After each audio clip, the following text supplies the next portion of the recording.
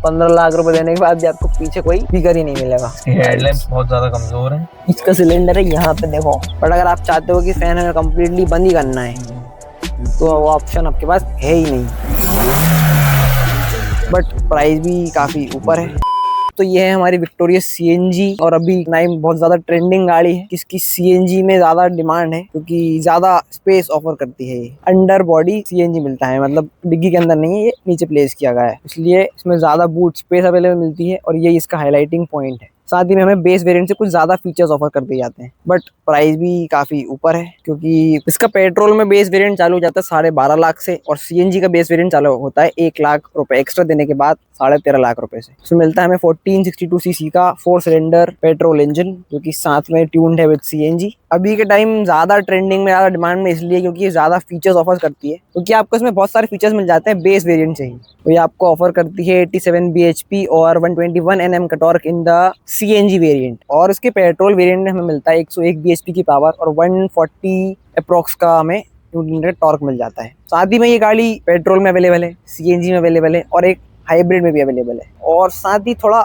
को बड़ी गाड़ी का फील मिल जाता है सीएनजी के साथ, कि बाकी गाड़ियां अगर जो सीएनजी में ऑफर करती हैं वो छोटे लुक्स ऑफर करती हैं। तो अगर आप बड़ी गाड़ी के दीवाने हैं, आपको थोड़ा पैसा खर्चा एक्स्ट्रा करने के बाद सीएनजी गाड़ी पे अगर आप एक्स्ट्रा और पैसा खर्च करेंगे तो आप ऐसे कुछ अच्छी सी दिखने वाली बड़ी सी गाड़ी ले सकते हैं। उसका सबसे हाईलाइटिंग फीचर है इसकी डिग्गी। सीएनजी में जहाँ पे छोटी सी डिग्गी मिलती है, अगर बाकी गाड़ियों में इतना स्पेस तो पहले अवेलेबल ही नहीं होता है, और अगर होता भी है तो उसके बाद यहाँ पे सीएनजी का वो आ जाता है। अगर यहाँ पे स्पेयर टायर रखा है और फिर आपके पास जो स्पेस अवेलेबल रहती है वो जीरो ही रहती है एक तरीके से। फिर आप उसमें छोटा मोटा बैग, एक आध बैग रख सकते हो तो रख सकते हो, वरना इट्स ऑल फिनिश। बाकी यहाँ पे हमें बहुत सारी जगह मिलती है, यही एक पॉइंट है जिसके लिए गाड़ी सीएनजी में बिकी रही है। बाकी इसका सिलेंडर जो है पेट्रोल में आपको ऐसी मिलेगी, हाइब्रिड में भी आपको ऐसी मिलेगी, बस यहाँ पे स्पेयर टायर हाइब्रिड में भी नहीं मिलता है, और यहाँ पे ये बम्प मिलता है हमें, क्योंकि इसका सिलेंडर है यहाँ पे देखो।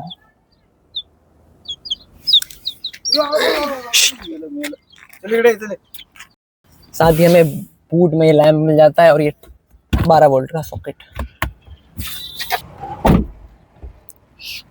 टायर साइज में मिलता है 215, 60, 8, 17 इंची के टायर मिल जाते हैं हमें यहाँ पे। स्टील व्हील्स ऑफर होते हैं हमें बेस वेरिएंट से ही। बाकी नीचे के 2 वेरिएंट में हमें ये मिलता है, फिर अपर वेरिएंट में हमें अलॉय मिल जाते हैं। बेस वेरिएंट से हमें पुश स्टार्ट भी मिलता है, जो कि एक बहुत अच्छा फीचर है। Auto folding ORVMs।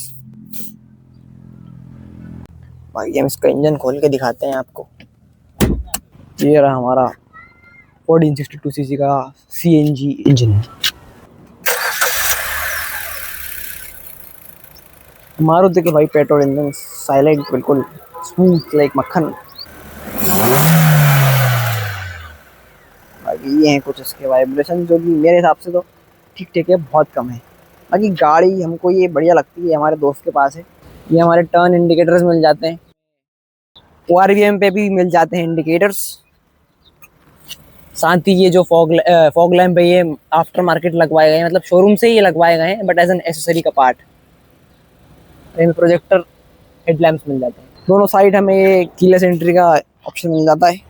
Passenger side हमें बढ़िया कंफर्ट मिलता है। हालांकि इसमें हमें लेदराइट सीट्स नहीं मिलती है बेस वेरिएंट में, और इस वेरिएंट में भी नहीं मिलती। इसके ऊपर जो हमारा वेरिएंट आएगा ZXi, उसमें हमें लेदर सीट्स मिल जाएंगी। यहाँ पे हमें ऊपर सनग्लास नहीं, तो सन ब्लाइंड पे हमें यहाँ पे वैनिटी मिरर मिल जाता है। ये हमारी हेलोजन लाइट। इसका अगर आप थ्रो आएगा तो अगर आप ऐसा यूज करेंगे तो आपके ऊपर आ जाएगा। देखो दिख रहा हूँ ना मैं।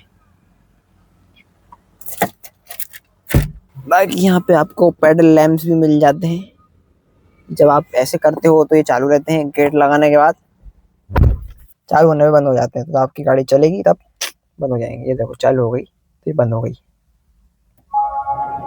बाकी इसमें फीचर्स वगैरह बहुत अच्छे अवेलेबल हैं, जैसे कि हमें टच स्क्रीन ऑफर कर दी जाती है, बेस वेरिएंट से भी ऑफर कर दी जाती है। फिर ब्लूटूथ कनेक्टिविटी मिल जाती है हमें।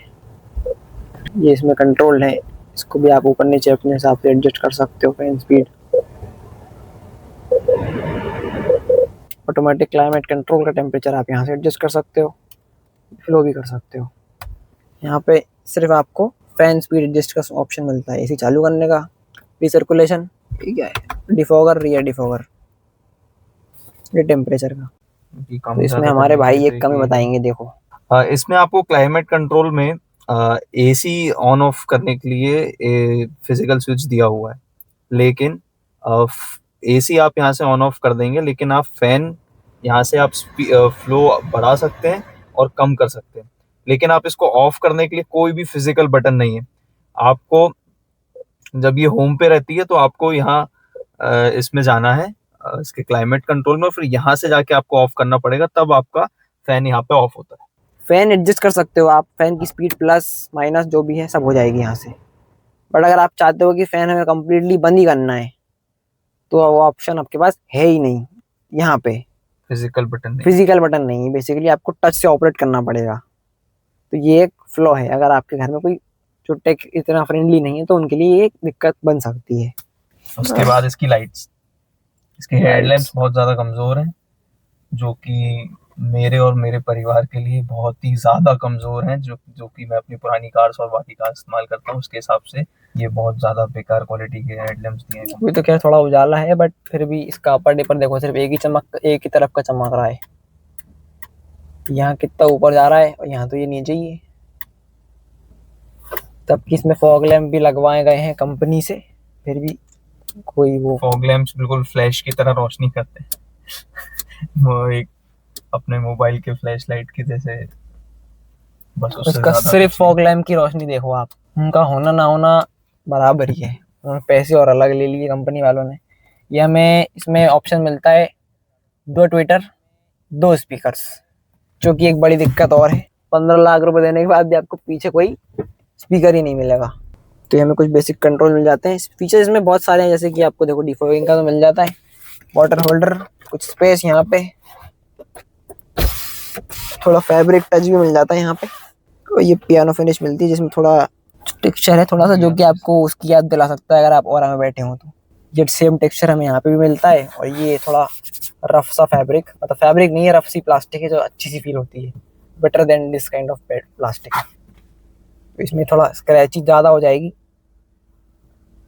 यहाँ पे धूल भी ज़्यादा चमकेगी, बट यहाँ पे ऐसा कुछ नहीं होता, ये थोड़ी अच्छी सी लगती है।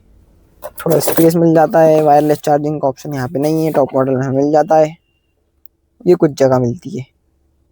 यूएसबी पोर्ट, बट आजकल यूएसबी पोर्ट ज़्यादा काम का नहीं है, क्योंकि कंपनीज भाई केबल ही नहीं देती।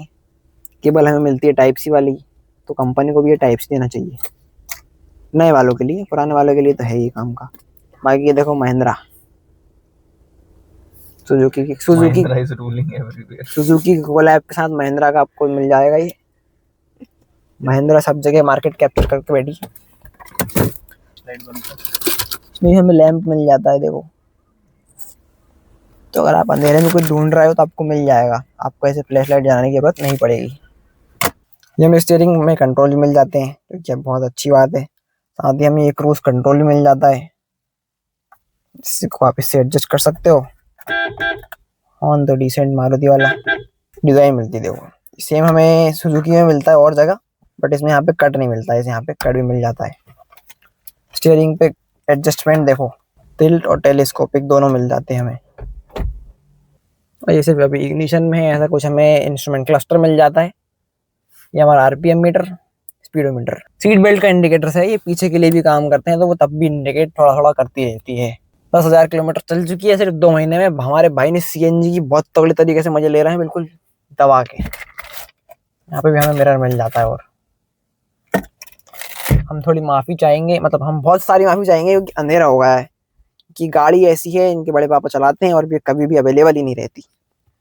ये हमें आर्मरेस्ट मिल जाता है, जो कि एडजस्टमेंट के साथ आता है। और ये 2 कप होल्डर्स, यहाँ पे भी एक बॉटल होल्डर की जगह है, खाली बॉटल पड़ी हुई है। और ये ऑटो फोल्डिंग आरबीएम्स, ये ट्रैक्शन कंट्रोल, और ये फ्यूल सीएनजी का स्विच। बाकी नॉर्मल कंट्रोल्स हैं। ठीक है गाइस, आपके सारे कंट्रोल मिल जाते हैं। और ये माइक का कंट्रोल मिल जाता है, जिसका आप यहाँ से ऑपरेट, माइक कहाँ गया इसका, ये रहा था माइक्स, तो आप यहाँ से इसको यूज़ कर पाओगे। साथ में इसमें हाइट एडजस्टमेंट भी मिल जाती है हमें आगे ड्राइवर साइड में। इसके पीछे आपको बहुत ज़्यादा स्पेस मिल जाता है। देखो आगे की सीट हम डिसेंट आदमी के हिसाब से एडजस्टेड है, 5'7", 5'8", 5'9", 5'10" के हिसाब से मान लीजिए, तो आपको पीछे इतनी स्पेस मिल जाती है। अंडर थाई सपोर्ट भी आपको बढ़िया मिल जाता है, और आप ऐसे बैठोगे तो भी बढ़िया ही है। इस हिसाब से थोड़ा सा हल्का सा कम है, बट फिर भी कंफर्ट इसमें बहुत ज़बरदस्त मिल जाता है। ये हमें एक लैंप मिल जाता है कि हेलोजन है बट रोशनी प्रोवाइड करता है। हेड स्पेस बहुत ज़्यादा अवेलेबल है, इसमें एडजस्टमेंट नहीं होता, बस एक कमी है। दूसरी गाड़ियों में एडजस्टमेंट भी हो जाता है। दूसरी इसकी राइवलरी जिसको हमने कंसिडर किया था देखते टाइम, क्योंकि होंडा वेन्यू, बट वो डीजल में थी। एसी वेंट का कंट्रोल नहीं सॉरी एसी वेंट का आप एडजस्ट कर सकते हो। आपको यहाँ पर थोड़ी सी एक स्पेस मिलती है कुछ रखने के लिए, 2 टाइप सी पोर्ट्स, क्योंकि आजकल टाइप सी यूजफुल हो रहा है, कंपनी इस पर प्रोवाइड ही नहीं करती कुछ और। इसमें हेड रेस्ट मिल जाते हैं 3 पैसेंजर्स के लिए, और साथ ही आर्म रेस्ट भी मिलता है। और यहाँ पे हमें फैब्रिक टच मिल जाता है, साथ ही ये कोई थोड़ी प्रीमियम सी प्लास्टिक, वही नॉर्मल प्लास्टिक। बाकी बढ़िया गाड़ी है। अगर क्या आप प्रैक्टिकल और अप्रोच कर रहे हो उसको, प्रैक्टिकल गाड़ी सीएनजी में जो है आपको ज़्यादा स्पेस और हेडरूम प्रोवाइड करे। और भी गाड़ियाँ हैं बट वो हेडरूम प्रोवाइड नहीं करती हैं। और फिर बाकी मारुति है तो फ्लॉ यही है कि safety is the concern. Adjustment, seat adjustments, ये हेलमेट एडजस्टमेंट, 6 एयरबैग स्टैंडर्ड कर दिए गए गवर्नमेंट ने, तो हर जगह मिलते हैं। ये आपको 190 अप्रॉक्स mm का ग्राउंड क्लियरेंस मिल जाता है। और सस्पेंशन देखो भाई साहब, बढ़िया सस्पेंशन ट्रैवल मिलता है। तो ऑफ रोडिंग या फिर पैची रास्तों पे आप उसको ट्रैवल कर सकते हो इजीली, ज़्यादा भारी दिक्कत आपको नहीं आएगी। बाकी कमी हमें इसमें यही है कि भाई यहाँ पे पीछे वाले के लिए स्पीकर नहीं दिए भाई, बेस वेरिएंट में भी नहीं दिए, बेस के ऊपर वाले में भी नहीं दिए हैं। सामने टाटा सियारा खड़ी है, देखो बढ़िया पावर मिलती है हमें, तो कोई दिक्कत फील नहीं होती हुई। देखो इस गाड़ी में बाकी इसमें आपको कैबिन नॉइस मिल जाती है, और इंजन का थोड़ा साउंड तो इंजन का बिल्कुल नहीं मिलता है, बस कैबिन नॉइस आपको बहुत ज़्यादा मिल जाएगी। बाकी हमें इसमें क्रूज कंट्रोल मिल जाता है। हम देखो क्रूज कर दिया हमने 67 पे।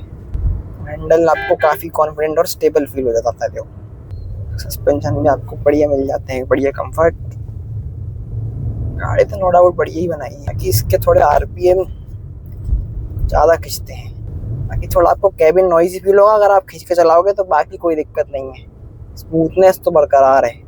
बाकी अगर आप ऐसे उबड़ खाबड़ रास्तों में चलोगे तो आपको उसको ज़्यादा कॉन्फिडेंस आएगा, क्योंकि भाई ये ऊंची है तो ग्राउंड क्लियरेंस और मिल जाता है। और ये हमारे घर का रास्ता है जो कि बिल्कुल ऐसा उबड़ खाबड़ ख़त्म है बिल्कुल। तो पहले हमारे इन भाई के पास शिफ्ट थी, तो वो बेचारे टिक जाती थी कहीं, तो उनने इस रास्ते पर चलने के लिए नई गाड़ी ले ली।